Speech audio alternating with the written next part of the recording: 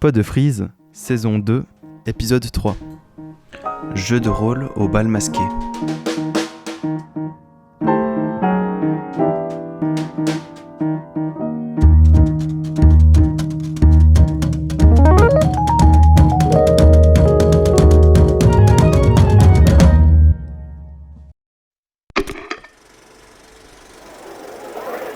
On les appelle des rôlistes. Ce sont des amateurs de jeux de rôle. À coups de dés, ils s'inventent une vie, se construisent une personnalité et se transportent au Moyen-Âge ou dans les bas-fonds de New York. Le principe est simple, chacun des participants incarne un personnage et vit à travers lui une aventure dans un monde totalement imaginaire. Leurs adversaires, monstres, démons ou androïdes, sont interprétés par un maître de jeu seul à connaître le scénario et l'issue de l'aventure où il entraîne les autres joueurs. Les parties peuvent durer un soir ou plus d'un an et sont parfois très passionnées. Marie, je vais taper sur les mains. Qui est dans la maison? Sortez les mains en l'air. Les mains sur la tête.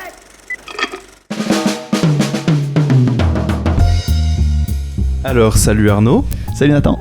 On se retrouve aujourd'hui avec Nicolas, Maxence et Loïc, qui sont en fait trois rôlistes, trois personnes qui pratiquent le jeu de rôle dans le bal masqué à Fribourg, qui est une organisation en fait de jeux, de joueurs, qui met une infrastructure en place pour que les joueurs et les joueuses de Fribourg puissent avoir un endroit et pour jouer en petits groupes.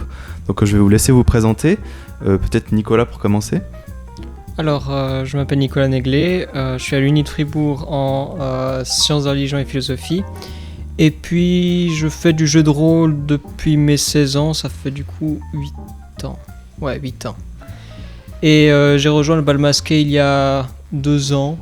Non, une année. Ouais, une année. J'ai rejoint le bal masqué il y a une année pour être autre chose que maître du jeu, parce que du coup, j'étais très souvent maître du jeu et puis plus joueur. Et du coup, c'était une occasion pour redevenir joueur. Alors moi je suis Maxence Colli, alors moi je suis membre du comité en tant que webmaster dans le bal masqué. Bon, ça fait depuis un moment que je fais du jeu de rôle, depuis je dirais au moins mes 14-15 ans. J'avais rejoint le bal masqué je crois en 2017, donc ça fait aussi un petit moment. Et donc voilà, moi j'ai surtout une pratique plutôt de MJ joueur, donc les deux. Alors moi c'est Loïc Amontini, ça fait depuis mes 16 ans que je fais du jeu de rôle, donc maintenant ça va faire 12 ans. Ouais. J'ai commencé directement au bal masqué, je suis aussi au comité en tant que secrétaire. Ok.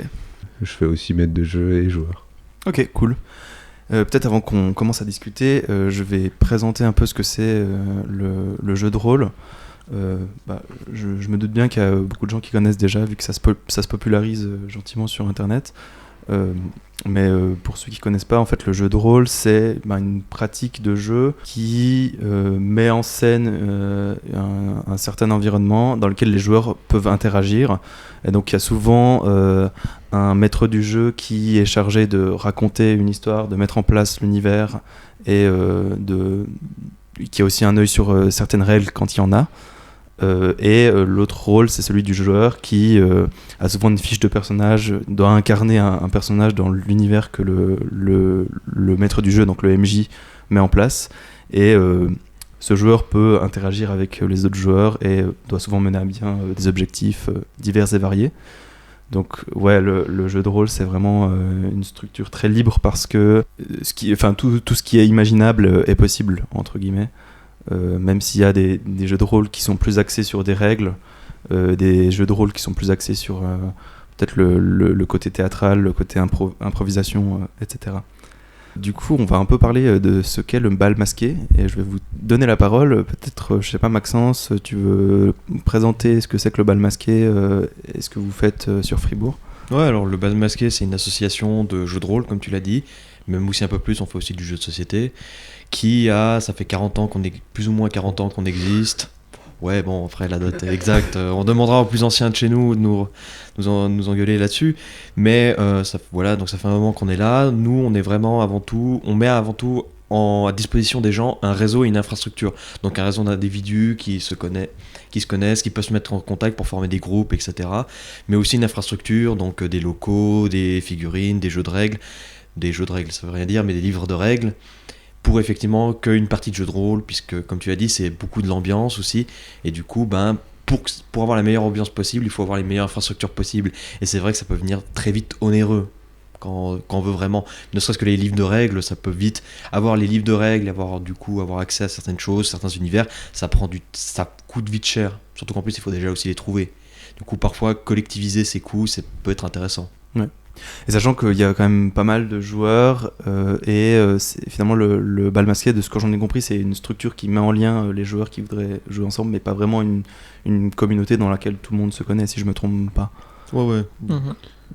Okay. On est beaucoup, dans le sens on est une 150aine de membres à peu près. Alors effectivement c'est impossible qu'on se connaisse tous, mais il y a quand même un petit peu de communication entre les membres à travers un Discord qu'on a mis en place. Ok. Alors avec la pandémie, c'est peut-être un peu plus compliqué pour les joueurs et les joueuses de se rencontrer pour faire du jeu de société ou du jeu de rôle. Du coup, est-ce que vous mettez en place des infrastructures ou des trucs comme ça pour jouer en ligne à des jeux de rôle, et comment est-ce que vous le faites, si vous le faites Du coup, il y a un outil qui s'est beaucoup popularisé il y a 3 ou 4 ans, 3 ans, qui est Roll20, qui est une interface graphique web pour jouer au jeu de rôle. En fait, tu as une carte, tu fais ta carte, et puis tu peux déplacer tes personnages, des choses comme ça. Et ouais, avec le début de l'arrivée des parties de jeux de rôle sur YouTube et des choses comme ça, ça a commencé à devenir de plus en plus grand, et puis beaucoup de gens ont commencé à jouer avec ça et à pas tellement faire finalement de parties physiques. Ouais. Et puis du coup au bal masqué, je crois qu'il y a un groupe qui peut venir par soir. Et s'ils sont moins que 5. Effectivement, on a gardé une salle ouverte, donc on peut quand même venir jouer au bal masqué, mais il faut être inscrit sur... donc on a des formulaires d'inscription sur Internet, avec une application web, et où on doit indiquer le nombre de personnes, effectivement. On ne doit pas être plus que 5 personnes dans le club, et port du masque obligatoire également. Voilà, puis aussi, nous on a aussi mis en place, comme avant on était moyennement chaud pour ça, mais maintenant mis en place sur nos Discord justement, mettre en place des salons vocaux, comme ça aussi les gens peuvent communiquer sur le web, et en même temps utiliser toujours la plateforme justement Discord pour chercher des groupes, etc. Ok, ouais. Mais c'est vrai que le jeu de rôle, c'est pour moi une pratique qui se fait autour d'une table, parce que je sais pas, quand j'en faisais, on aimait beaucoup par exemple manger ensemble en lien avec le scénario, ou alors je sais pas, boire de l'hydromel au moment où les aventuriers qu'on jouait arrivaient dans une taverne ou des choses comme ça. Et je trouve que c'est parfois pas évident de faire ça en ligne, parce qu'on perd vraiment toute cette interactivité qu'on peut avoir dans le jeu. Donc je sais pas, peut-être dans les outils genre Roll20, moi j'ai jamais fait là-dessus, jamais. Roll20, effectivement c'est un espèce de logiciel en ligne qui crée des structures pour que les joueurs puissent jouer. Mais je sais pas, vous trouvez que c'est autant bien de jouer en ligne, ou il y a quelques points négatifs? Alors pour avoir, moi qui avais commencé, en fait moi j'avais commencé en ligne dans les années 2000. Ouais. Alors moi en plus c'était vraiment rudimentaire, c'était encore une époque où il y avait Mumble, donc c'est vraiment les trucs tout pourris, où pour avoir accès, il y avait de vieux logiciels qui s'appelait Rollistic, c'est un des premiers qui faisait ça, où il fallait ouvrir ses ports, donc c'est une catastrophe en général. En général on passait plus de 2 heures à faire que le programme marchait, c'était une catastrophe. Et du coup c'est vrai que moi quand j'ai commencé vraiment, quand je suis entré au club justement à faire de l'interaction avec les gens, je préfère l'interaction. Du coup, et aussi, pour avoir aussi testé sur Roll20, je trouve que l'exigence, le problème que j'ai, c'est qu'avec Roll20, l'exigence de la qualité des maps, etc. est beaucoup plus grande, je trouve, là-dessus. Donc moi j'ai une préférence. Après je peux très bien comprendre qu'effectivement, pour certains jeux MJ, ça peut être très intéressant d'avoir justement ces outils-là, parce que du coup ça simplifie. Par exemple, à une certaine époque, faire une carte, on faisait ça à la main, ou fallait trouver ça dans un magazine. Alors en plus avec maintenant l'accès à Internet, c'est beaucoup plus simple, il y a déjà des presets, des choses préfaites qui sont utiles à utiliser, du coup. C'est vrai que nous, quand on le faisait en ligne, le MJ, en fait, il passait plus son temps à dessiner des cartes sur un peu vite fait pendant qu'on jouait, pour nous dire rapidement les indications, parce que nous, on jouait très peu avec des supports matériels, on jouait plus par oral, et on s'imaginait les scènes dans notre tête sans pour autant qu'il y ait un support style une carte ou des choses comme ça. Je sais pas si y a souvent ce truc de dire qu'il y a des jeux de rôle qui sont très très interactifs, enfin très portés sur le dialogue et le discours, et il y a plus des jeux de rôle qui sont portés sur les règles. J'imagine très bien genre les jeux de rôle sur plateau avec des jets de dés, des déplacements, etc. Vous trouvez plutôt dans quel côté, s'il y en a un, ou si vous aimez les deux peut-être? Alors moi j'aime beaucoup les deux.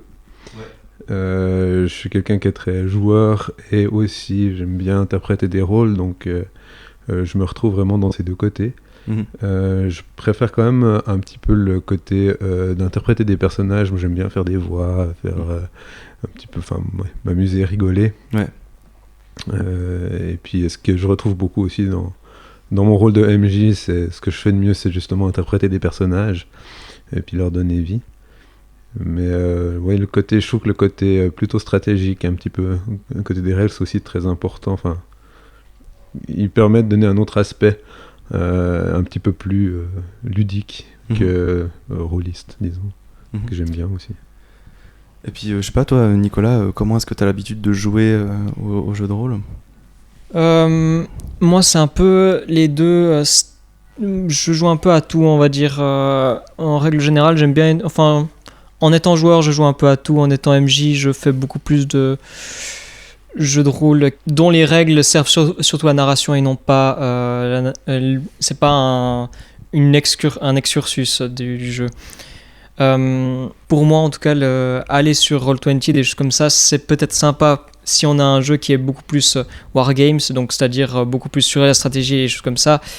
Mais on perd beaucoup en organicité de la partie et on perd énormément évidemment dans l'interaction directe avec le MJ où là du coup il est pas vraiment à te faire des grosses voix, t'as pas vraiment peur parce que bon il est à l'extérieur là tout ça. Et puis en règle générale il faut vraiment beaucoup plus prévoir et en général c'est aussi beaucoup plus fatigant pour le MJ. En tout cas les parties normales qui sont environ de 4 heures on va dire. Moi j'arrive pas tellement à tenir en tout cas en tant que MJ. Moi c'est plutôt 2 heures du coup quand ça sur internet. Ouais, du coup c'est aussi la question de l'interactivité si je te comprends bien. Peut-être moi j'avais aussi une question parce que c'est un domaine que je connais très peu. On a beaucoup parlé de cartes, peut-être de figurines qui représentent les personnages qui jouent donc au jeu de rôle, donc les personnes qui jouent exactement. Mais je me demandais s'il y avait aussi d'autres méthodes totalement différentes pour faire un jeu de rôle. Loïc, tu m'as parlé d'un truc qui est le grandeur nature que je connaissais pas du tout et que je trouve assez passionnant. Je sais pas si tu veux nous parler un petit peu de ça, nous expliquer ce que c'est. Oui, alors je fais aussi partie d'une autre association, donc c'est la Lune Rouge, qui est spécialisée du coup dans le jeu de rôle grandeur nature. Donc à la différence du jeu de rôle sur table, là au lieu que les joueurs soient réunis autour d'une table et lancent des dés, les joueurs interprètent directement leur personnage en costume et sont dans une pièce ou un bâtiment ou encore un champ et ont leurs objectifs personnels et doivent essayer de les résoudre. En général ça se passe sur une journée voire un week-end. Il y en a qui sont des très grands jeux de rôle grandeur nature qui se passent sur plusieurs jours, qui sont un peu plus longs. Et puis, l'immersion est complètement différente, étant donné qu'on voit vraiment les autres personnages directement au costume. C'est toute une autre expérience. Bien sûr, ouais. C'est vrai que moi j'ai vu des types qui faisaient genre des espèces de jeux de rôle historiques genre de Deuxième Guerre mondiale où ils s'habillaient en soldats et tout. Est-ce que ça fait partie justement de ces jeux de rôle grandeur nature ou Alors moins ça peut faire. Maintenant ça j'ai pas. Je pense que ça se rapproche. C'est entre le jeu de rôle grandeur nature et la reconstitution historique. Donc je pense que moi j'ai jamais fait de grandeur nature, j'ai jamais fait de reconstitution en fait, mais ça peut être, j'imagine que ça peut se faire un jeu de rôle sous forme de reconstitution. Ouais, ok. Parce que là tu t'avais dit vraiment dans les jeux de rôle taille nature, il y a quand même un semblant de scénario et il y a quand même des maîtres du jeu qui essayent d'orienter les joueurs d'une certaine manière, qui sont présents sur le terrain ou Oui c'est ça, en fait les maîtres du jeu, il y en a en général plusieurs. Et puis ils sont aidés par un groupe de bénévoles qui interprètent les personnages non joueurs dans le jeu de rôle, et qui eux vont donner les éléments de scénario aux joueurs. Ouais. Donc le jeu il est guidé principalement, enfin les maîtres de jeu, les orgas comme on les appelle, essayent de guider un petit peu le scénario, les joueurs vers leur scénario.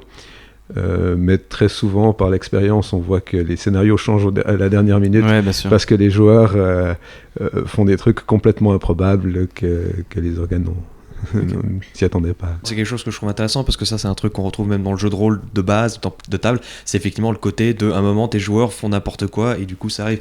Moi qui ai fait du même jeu, où à un moment les gens ils vont tabasser des poules et toi t'as pas prévu qu'ils allaient tabasser des poules, du coup t'essaies d'improviser là-dessus, et ça moi je trouve ça intéressant. Alors après t'as des joueurs où parfois c'est un peu, tu vires limite à la psychopathie quand ils commencent à brûler des villages pour rien. Mais bon, ça voilà aussi. Ouais, et puis je sais pas, moi j'avais aussi l'impression que dans les maîtres du jeu que j'ai eu, tous créaient d'abord l'univers et ensuite mettaient les joueurs dans l'univers, mais il y a aussi il me semble des MJ qui créent plus le scénario en premier et qui se disent ouais, je vais orienter vraiment les joueurs d'un côté et de l'autre, et finalement il y aura quelques choix pour eux, mais c'est vachement plus dirigé, quoi. Je sais pas, toi en général tu procèdes comment quand tu crées un univers et que tu veux orienter les joueurs d'une certaine manière? Ouais, alors bon, moi je suis un peu un cas à part, parce que moi je suis un obsessionnel de tout ce qui est structure, tout ça, donc après moi j'aime bien les trucs à peu près cohérents. Mais après je pense là-dessus, alors moi on va dire, souvent ce que je fais, c'est qu'il y a une première partie qui est assez dirigée, pour comme ça que les gens connaissent un peu l'univers, tout ça, et ensuite ça devient beaucoup plus libre. Parce que comme ça, au moins, les gens, ils ont déjà un semblant de « Ok, on est dans ce contexte-là, on sait à peu près qui est qui, tout ça. » Du coup, ça évite un peu le problème de tu lâches quelqu'un dans la nature, et après, ils se disent « Bon, qu'est-ce qu'on fait devant l'étendue de la liberté ?» Du coup, c'est bien parfois de mettre un peu un cadre. Mais ça, après, je pense que là-dessus, il y a toujours un dialogue entre le jeu et ses joueurs. C'est-à-dire entre l'attente parce que, pour avoir remarqué ça, j'avais une fois une équipe de joueurs, ils étaient un peu plus orientés vers les règles, vers le combat, les choses comme ça. Ouais. Et du coup, moi qui suis plutôt un MJ qui est plutôt narratif, bah du coup il y avait un moment où tu dois quand même tu dois modérer certains aspects narratifs, donc être un peu plus cadré, etc. Mais ça c'est un contrat que tu passes à peu près avec tes joueurs et que tu gères. Moi je sais que je suis quelqu'un qui aime bien les univers, qui aime bien construire des structures, etc. Et après j'aime bien aussi être surpris par mes joueurs, parfois qui font une proposition assez étonnante. Genre moi une fois j'avais un truc, je me disais bon vous devez encourager un empereur, tout ça, qu'est-ce que vous faites? Bah ils ont eu l'idée de on va capturer la princesse et capturer son enfant, tout ça. Et moi j'étais là, ok, ça j'y ai pas prévu, ok, comment je peux récupérer ça parce que c'est pas con. Ouais. Ou si il y en a des gens, ils sont complètement psychopathes, ils voulaient se venger d'un village parce qu'ils devaient tuer des zombies, tout ça. Du coup, qu'est-ce qu'ils font? Ils rapportent des morceaux de zombies. Et comme ils disaient, parce qu'en gros, c'était un village raciste de nains et il y avait un nain, donc lui il voulait se venger, il a pris des morceaux de nains, de zombies, et il les a mis dans le puits pour l'empoisonner. Ouais. Donc du coup, je me suis dit, ok, comment j'intègre cet élément? Parce que je me suis dit jamais, jamais il y aura un psychopathe qui fera ça, donc du coup, comment on fait? Ouais. Mais du coup, voilà, mais c'est toujours un moment où tu dois jongler entre ce que tu souhaites faire et ce que tes joueurs veulent, et qu'est-ce que tu trouves intéressant, qu'est-ce que tu trouves, voilà, là c'est la limite un peu. Et ça, c'est un contrat que tu passes toujours avec tes joueurs. Ce qui est intéressant, c'est que justement, en fait, en règle générale, quand tu dois improviser, le MJ, c'est... Toi, tu disais qu'il y avait certains joueurs, certains MJ créent d'abord le scénario et puis après créer le monde. Je pense que improviser en tant qu'MJ, c'est un peu la norme, et pas être sûr de ce que les joueurs vont faire, c'est un peu la norme. Et c'est là que le MJ doit se reposer sur beaucoup d'éléments qu'il a créés dans l'univers de jeu, qui ne sont pas en fait utiles directement au scénario, mais qui vont être utiles justement à lui-même pour rebondir. Ouais. Et c'est là tout le côté world building et de construction et les règles aussi, qui ne sont pas forcément utiles directement pour ce scénario, vont être utiles pour lui. C'est justement pour rebondir. Mmh. Mais c'est vrai que le scénario, in fine, se crée dans la rencontre entre le MJ qui crée ses règles et des joueurs qui mettent les règles à l'épreuve et l'univers en place à l'épreuve. C'est vraiment ce qui pour moi dans le jeu de rôle est typique, quoi. Moi je me rappelle qu'il y avait aussi ce côté le MJ aussi, il doit parfois punir les joueurs quand les joueurs font un peu n'importe quoi, et du coup il a plusieurs méthodes pour orienter les joueurs d'une certaine manière ou d'autre. une des méthodes, c'est de faire apparaître une difficulté à quelque part quand on n'a pas envie que les personnes aillent là-bas ou des choses comme ça. Et en fait, pour moi, c'est vraiment une confrontation de logique aussi, en mode ah ouais, ça c'est logique, mais du coup je suis obligé d'accepter ce que ce joueur a fait, mais comment est-ce que je peux, avec une certaine logique, contrer ce qu'ils ont fait eux, pour pas que le jeu soit trop facile, etc. Et je trouve que c'est génial pour ça, le jeu de rôle, quoi. Oui, en effet, quand t'es MJ, tu es toujours un peu, tu es toujours aussi à regarder les réactions des joueurs pour être sûr qu'ils ne s'ennuient pas trop, et des fois à remettre de la tension ou des choses comme ça pour que ça puisse garder une sorte d'osmose ou de plaisir de jeu, quoi. Ouais. On peut aussi parler un peu, le jeu de rôle, c'est aussi, c'est ce qu'on a dit, l'interaction entre le maître du jeu et les joueurs, mais il y a aussi une part d'ambiance, c'est ça le mot que je cherchais.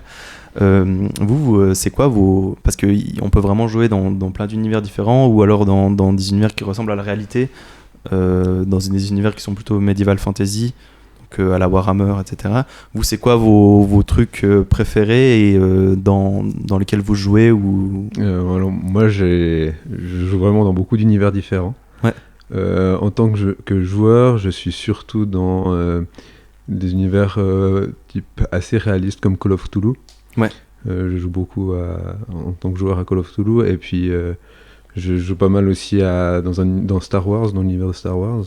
Tu peux peut-être expliquer ce que c'est Call of Cthulhu pour les gens. Alors, Call of Cthulhu, c'est un jeu de rôle d'enquête et d'horreur. Ouais.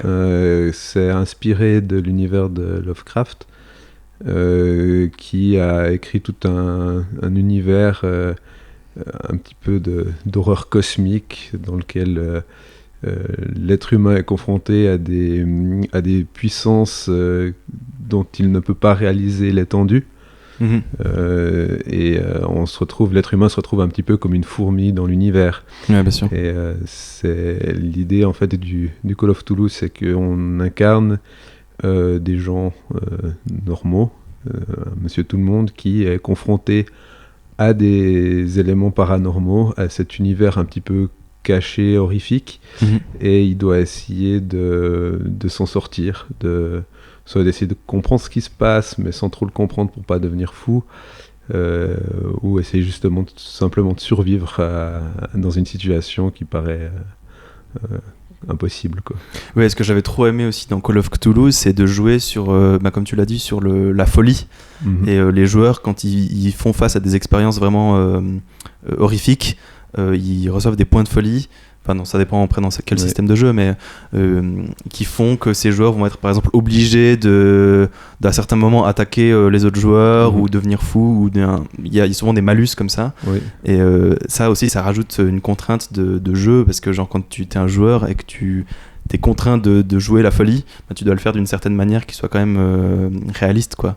Et ça, j'avais trouvé excellent dans Call of Cthulhu. Pour moi, c'est ça qui fait vraiment l'essence du truc, quoi. Je sais pas, toi, Maxence, Alors, moi, j'ai jamais fait moi, j'aimerais beaucoup faire Call of Cthulhu. Le problème, c'est que. Mais c'est vrai que par contre, Call of Cthulhu, je pense que c'est un peu l'exemple même de ce qu'on pourrait appeler un jeu de rôle narratif, parce que vraiment, c'est orienté quasiment là-dessus. C'est vraiment l'ambiance, c'est vraiment. Je sais pas, moi qui ai jamais essayé, j'ai lu les trucs, c'est vraiment orienté là-dessus, sur la narration, l'ambiance, etc. C'est justement la différence d'un Donjons et Dragons qui, lui, est plus effectivement orienté, plus casual, plus combat, un peu plus que justement du RP. Mais là-dessus, ce qui est intéressant aussi Call of Cthulhu, c'est que ça montre aussi un autre aspect du jeu de rôle. T'avais dit l'interaction entre le jeu et les joueurs, mais t'as aussi tout un aspect de joueurs entre joueurs. Par exemple, moi et Loïc, on a pas mal fait de jeux de rôle ensemble. On jouait parfois des personnages qui étaient un peu antagonistes d'un point de vue moral et tout ça. Du coup, t'avais des grands moments de solitude où on se passait notre temps à s'engueuler parce qu'on voulait résoudre d'une manière et l'autre voulait résoudre d'une autre. Je me souviens de certains instants qui étaient un peu... On a quasiment cassé la game, mais... Ouais. Mais du coup, c'est aussi intéressant d'avoir aussi, même à l'intérieur d'un groupe, des tensions, etc. Ou notamment dans un Star Wars, on avait fait, où effectivement chaque individu avait un peu son intérêt propre, et du coup ça crée des tensions. Mais au bout d'un moment aussi, c'est le problème, c'est que si tu essaies d'instaurer trop de tensions dans un groupe, du coup t'arrives plus à faire une cohésion de groupe. Du coup ça devient une mécanique intéressante. Mais moi j'avais fait notamment un autre jeu qui s'appelait Prima, qui est un jeu de rôle français, où en fait t'incarnes une forme de divinité. en fait, qui du coup a certains pouvoirs liés à certains éléments, donc le feu, l'eau, la terre, mais aussi des choses comme ce qu'ils appelaient Hélion et Sélène, qui est par exemple Sélène, c'est tout ce qui est ésotérique, nuit, etc.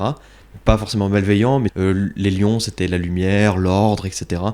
Et donc tu avais aussi des dualités, et du coup c'est intéressant parce que du coup là c'est vraiment, tu devais créer ton propre dieu, ta propre religion, ton emblème, t'étais aussi dirigeant d'une cité, donc du coup t'imaginais ta cité, quelles sont les caractéristiques culturelles de ton peuple, ses avantages, ses inconvénients, t'avais un aspect aussi de wargame un peu.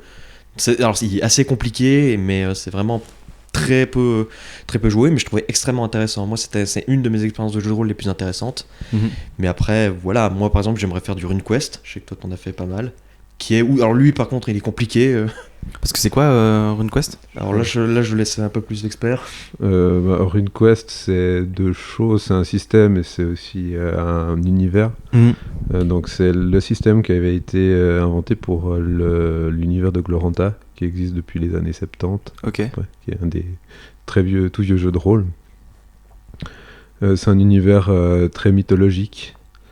Ça se rapproche beaucoup un petit peu des sagas grecques ou égyptiennes encore, mésopotamiennes. Enfin, je suis pas historien, mais ça se rapproche de ça. Et les règles c'est du basic, donc il y a deux gros systèmes de règles dans le jeu de rôle principaux. Il y a le basic qui se base en fait sur le D100, où on a des valeurs, un certain pourcentage qu'on doit essayer. Plus on a un pourcentage élevé dans une compétence, plus on est compétent. Et puis le D20 qui est plutôt des bonus. On doit lancer un D20, un dé à 20 faces donc, et ajouter un bonus et essayer de battre un degré de difficulté qui est imposé par le maître de jeu. Et puis c'est vrai que ces deux systèmes, ils sont très différents dans leur approche d'imposer les règles, enfin de mettre des règles. Et c'est vrai que pour des gens qui sont habitués au D20, de passer en basic, ça peut être des fois un peu compliqué à comprendre.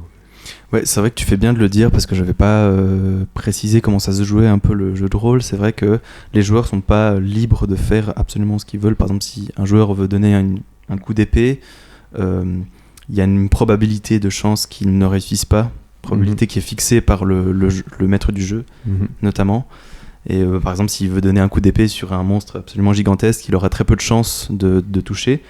Et la chance est provoquée par le jet d'un dé. Donc là, en l'occurrence, comme tu le disais, ça peut être un dé de 20, un dé de 100. Et ça va déterminer si les joueurs réussissent leur action ou non. Mais après, il y a des jeux de rôle qui se passent aussi des dés, etc.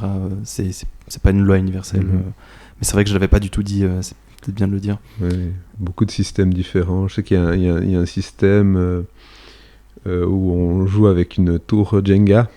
Ouais. Et l'idée c'est que c'est aussi un jeu de rôle un petit peu horreur et j'ai plus le nom malheureusement tout de suite, mais l'idée c'était c'est un petit peu comme un film d'horreur où la tension est très basse au début et puis plus on avance, plus c'est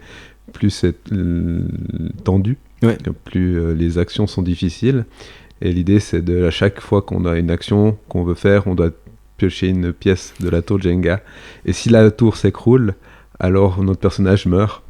Ok. Et donc au début c'est très facile, mais quand il n'y a plus beaucoup de pièces, ça commence à devenir un peu plus tendu, effectivement. Il y en a un autre aussi, moi, où tu as certaines actions qui sont faites par tu tires des cartes en fait. Ouais. Et donc effectivement, par exemple, si tu chopes un joker, du coup tu as toute une mécanique, donc du coup avec par exemple les trèfles sont inférieurs aux carreaux, etc.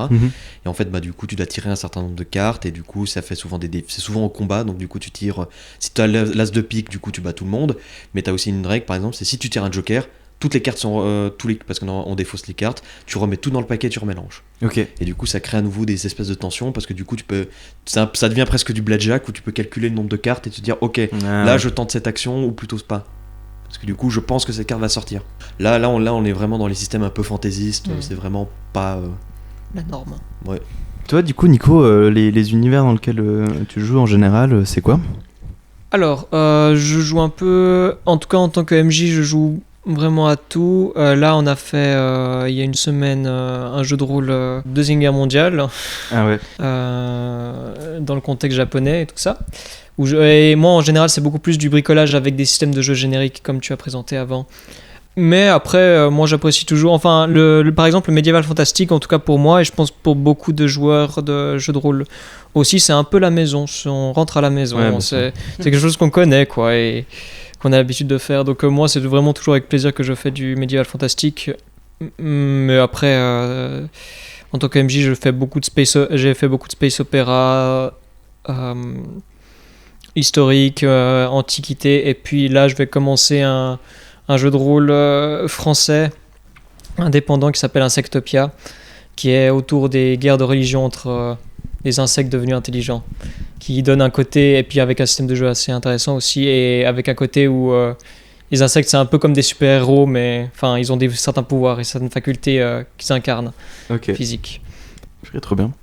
On peut parler un peu de ce qui se passe avec le jeu de rôle sur Internet, notamment sur les plateformes style YouTube et Twitch, parce que moi j'ai l'impression en tout cas qu'il y a de plus en plus de monde qui font des vidéos, des lives sur du jeu de rôle, et que du coup sur Internet ça se popularise gentiment. Est-ce que vous êtes d'accord avec moi, et est-ce qu'il y a des trucs sur Internet qui vous plaisent particulièrement Est-ce que vous avez déjà tenté de faire des lives ou des trucs comme ça? Alors déjà, pour répondre à ta dernière question, alors moi j'ai jamais essayé, j'avoue que ça pourrait être intéressant, mais j'avoue qu'actuellement je sais niveau dispositif, parce que faire un live c'est compliqué, mine de rien, surtout qualité, parce que ça c'est quand même voilà, on peut pas faire n'importe comment, faut quand même avoir une certaine qualité. Et après effectivement ça devient de plus en plus nombreux. L'un des premiers, moi j'avais regardé ça, un des premiers qui avait fait ça en live, c'était au gaming avec Donjons et Jambon, qui avait quand même rassemblé 500 000 je crois personnes quand même, donc c'était déjà première performance. Donc alors c'était complètement déjanté, c'était un peu stupide, notamment quand t'as des gens qui font des fusions entre des pigeons et des hamsters, c'est bon, tu comprends que c'est pas glorieux, mais du coup ça a été un des premiers vraiment à avoir, au niveau francophone, hein, là je parle, parce que niveau anglophone je connais pas assez.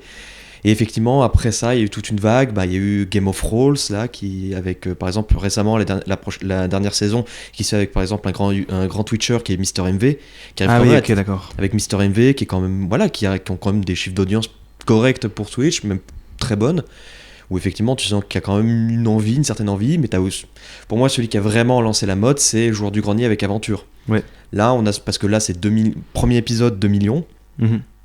Et donc déjà là, voilà, ça renaît. Mais je pense aussi c'est une question générationnelle, parce que il y a quand même peu de personnes dans le monde francophone qui a étudié ça, mais je pense que quelque chose comme le donjon de Naalbuck et aussi la sortie de Seigneur des Anneaux dans le monde geek a redonné un élan, parce que quelqu'un comme Pen of Chaos, donc qui est le créateur du Donjon et Dragons, il a commencé à 13 ans avec L'Œil Noir, qui est un jeu de rôle, et du coup tu sens que tout est inspiré de ça, et que ça a quand même fait écho, et que c'est pour ça que à peu près on est tous à peu près de la même génération, et que ça naît un peu de là. Notamment, on sent on voit maintenant que dans les chiffres, dans les sondages, la génération des 91-95, c'est la plus nombreuse dans le monde du jeu de rôle. Le Donjon Naalbuck, juste, c'est une série MP3, mais avec aussi, il n'y a pas eu que lui, il y a aussi le Reflet d'Acide, qui personnellement je trouve meilleur. Mais effectivement, c'est vrai, il y a de plus en plus nombreux, effectivement, que ça, mon avis, redonnait aussi, je pense, ça vient plutôt l'inverse. C'est pas ça qui a donné l'envie aux gens de faire du jeu de rôle, mais disons que ça fait partie parce qu'il y avait plus de gens, du coup, il y a aussi eu une plus grande audience pour ça. Et j'ai l'impression aussi que le jeu de rôle se popularise aussi parce que l'univers Medieval Fantasy s'est popularisé aussi. Le monde geek en général, je pense que c'est ça, le monde geek en général, parce que vraiment on sent que dans les années 2000, il y a eu un basculement où le monde geek, avec pour moi le Seigneur des Anneaux, ce gros blockbuster a fait justement la bascule que le monde geek, du moins toute une frange du monde geek, était maintenant devenu mainstream, acceptable. Tandis que dans les années 80, c'était encore quelque chose de niche, etc.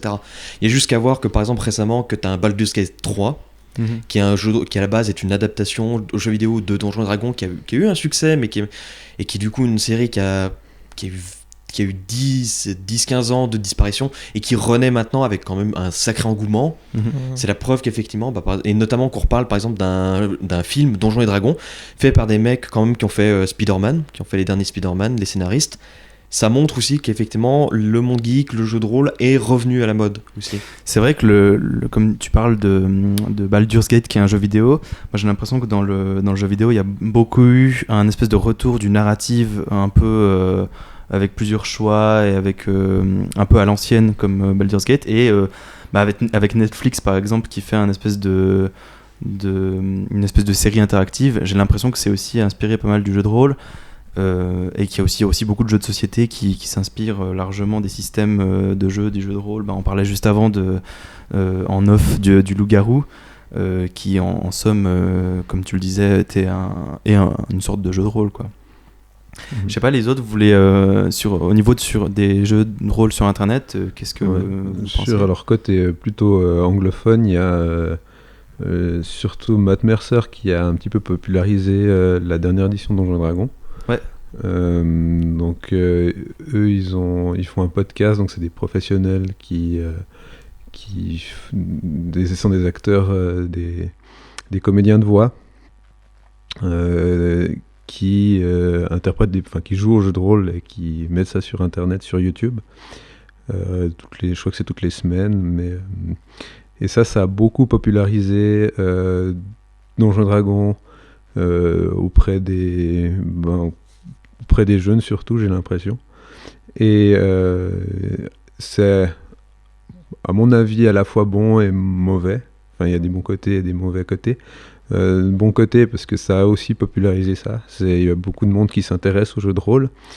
Peut-être un petit peu des gens qui généralisent un peu et qui pensent que le jeu de rôle c'est Donjons et Dragons et rien d'autre. Ça maintenant c'est ce qui serait bien, c'est que peut-être il joue à d'autres jeux de rôle que Donjons et Dragons. Ouais, bien sûr. Après, je regarde pas trop la série, je sais pas où ils en sont non plus. Mais et puis aussi un autre côté, c'est que ce sont des professionnels, et comme c'est le premier aspect que certaines personnes ont avec le jeu de rôle, les premières expériences de jeux de rôle qu'ils ont, c'est des jeux de rôle sur YouTube. C'est des professionnels, et donc forcément leur façon de jouer, l'ambiance, tout ça c'est vraiment assez incroyable. Ils ont Matt Mercer, il met une ambiance, il interprète des personnages qui sont plus vrais que nature. Ouais. Et il y a beaucoup de gens il y a ce qu'on appelle le Mercer Effect sur internet. Ah, d'accord. C'est des gens qui commencent le jeu de rôle en attendant que le MJ soit aussi bon que Matt Mercer. Et c'est pas le cas, ils sont déçus et ils disent ah non mais Matt Mercer il ferait comme ci, comme ça. Et donc il a vraiment imposé un certain style un certain style et un certain standard, et qui c'est de loin pas tout le monde, hein. Je pense que c'est une minorité de joueurs qui se font une mauvaise idée de ce qu'est le jeu de rôle. Mais oui, je pense que c'est quand même bien que ça se popularise. Ça pose toute la question de la professionnalisation aussi du rôle de maître du jeu, parce que le maître du jeu en règle générale il s'investit beaucoup plus que ses joueurs, il réfléchit beaucoup, il lit beaucoup de livres, etc.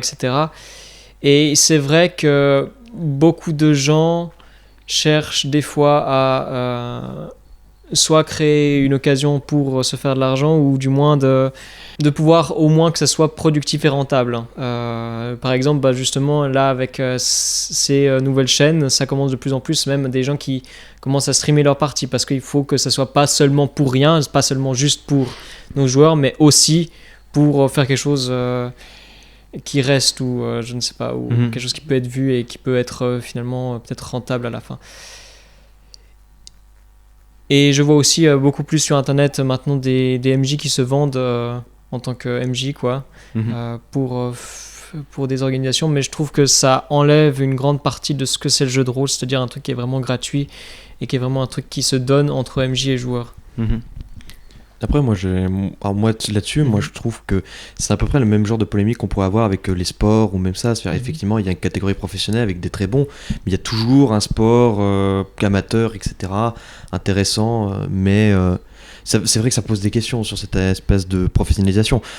Après, c'est toujours la question, il y a des dérives, effectivement, avec les attentes, etc. Moi, j'ai toujours pensé qu'effectivement, que quand t'es nouveau joueur celui qui va vraiment te donner envie de continuer du jeu de rôle, c'est ton maître de jeu. Moi, je me souviens d'avoir eu ma première partie, j'ai fini avec, à cause de mes camarades aventuriers à poil, attaché à un pilier.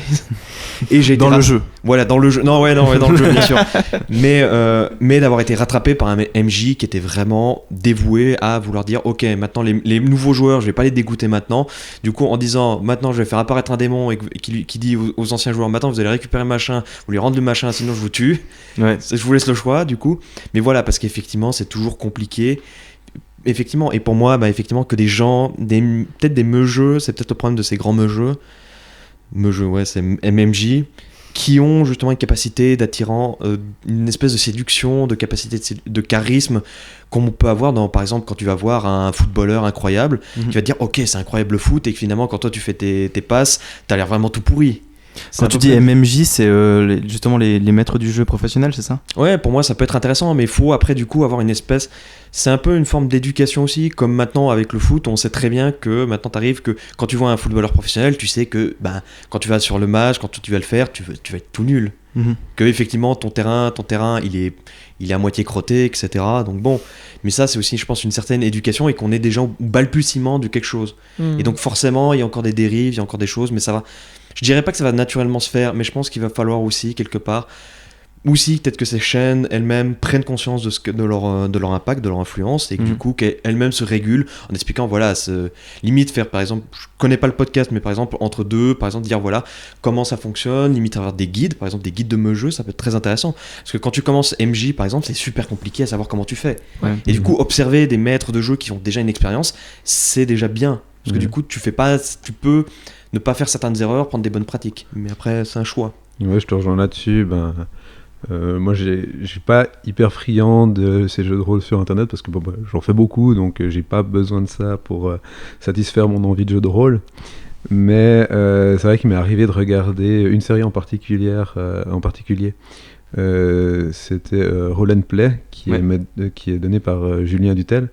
Et puis je regardais surtout parce que cette personne, elle a une façon de masteriser qui me plaît beaucoup, et du coup je regardais surtout pour prendre exemple et puis essayer de voir comment je pouvais faire pour améliorer mes parties, améliorer l'ambiance, les façons de décrire les choses et puis d'interpréter les personnages. Donc ça c'est aussi bien pour ça, de pouvoir un petit peu prendre exemple sur ce qui se fait déjà sur internet, quoi. Alors moi personnellement, ce que j'avais beaucoup aimé avec Globtopus justement, je crois que la chaîne elle s'appelle Globy Games ou un truc comme ça, c'est que lui il joue vachement plus avec les spectateurs sur Twitch ou sur YouTube, au sens où il fait par exemple des sondages sur ce qu'il va proposer aux joueurs, etc. Et je trouve que il est très fort pour faire un contenu Twitch autant que pour faire MJ, je trouve.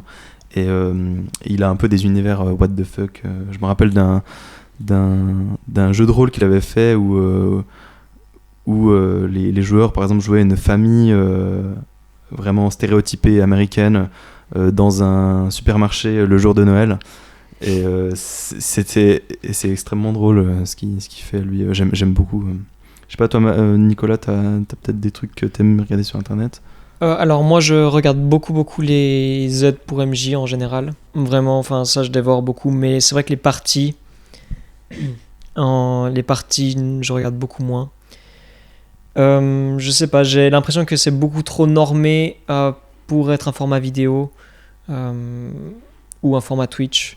Et après Roll and Play, j'ai un peu regardé ça par contre. C'est la seule peut-être que j'ai regardé quelques épisodes. Mais non, par contre, des choses comme Professor Dungeon Master, ou bien, mais qui aident vraiment à MJ, par exemple, ils te donnent juste un petit élément. Par exemple, là, on va apprendre, si vous avez des combats qui deviennent ennuyants, mettez un timer ou des choses comme ça. Ouais. Des petites astuces, et comme ça, tu peux un peu bricoler à nouveau à ta sauce et prendre un peu des éléments un peu partout. Et en règle générale, c'est beaucoup plus de lecture que de regarder. Bon, on n'aura jamais fait le tour du sujet sur les trucs internet ou sur le jeu de rôle en général, mais en tout cas, merci à vous trois d'être venus parler dans le podcast. C'est vraiment cool de votre part. Et puis, j'espère qu'on aura donné envie à des gens de se lancer un peu dans le jeu de rôle ou bien juste de s'intéresser au truc. Et j'espère qu'on n'a pas trop dit de conneries pour vraiment les spécialistes de jeux de rôle qui se connaissent tout. Rejoignez le bal masqué si vous cherchez des joueurs sur Fribourg, allez-y. Ou même des parties d'initiation, ça c'est ce qu'on fait aussi. Bon, maintenant un peu moins vu qu'on est fermé, mais quand on aura fini avec le Covid, on organise un jour, oui. Mais ça va arriver, ayons espoir. Ouais. Voilà, comme non, j'allais dire une citation de Seigneur des Anneaux, mais je me suis rendu compte que c'est pas du tout ça. Mais oui, non, donc effectivement, rejoignez le bal masqué. Sur le magnifique site que j'ai fait moi-même, je ne fais pas ma propre pub.